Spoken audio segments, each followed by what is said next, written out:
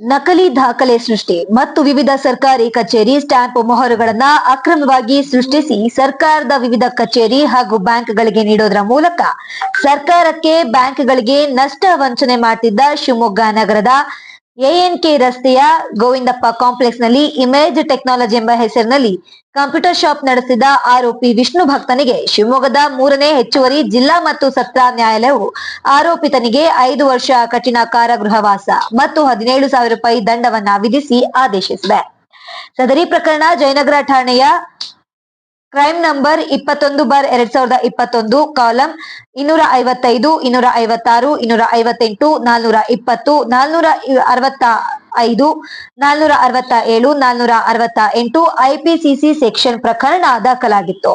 ಸದರಿ ಪ್ರಕರಣವನ್ನ ತನಿಖಾಧಿಕಾರಿಯಾದ ಪ್ರಶಾಂತ್ ಮುನ್ನೋಳಿ ಡಿವೈಎಸ್ಪಿ ಶಿವಮೊಗ್ಗರವರು ಪ್ರಕರಣ ತನಿಖೆ ಪೂರೈಸಿ ದೋಷಾರೋಪಣೆ ಪಟ್ಟಿಯನ್ನ ನ್ಯಾಯಾಲಯಕ್ಕೆ ಸಲ್ಲಿಸಿದ್ರು. ಸರ್ಕಾರದ ಪರವಾಗಿ ಮಮತಾ ಬಿಎಸ್ ಸರ್ಕಾರಿ ಅಭಿಯೋಜಕರು ಸದರಿ ಪ್ರಕರಣವಾದ ಮಂಡಿಸಿದ್ದಾರೆ.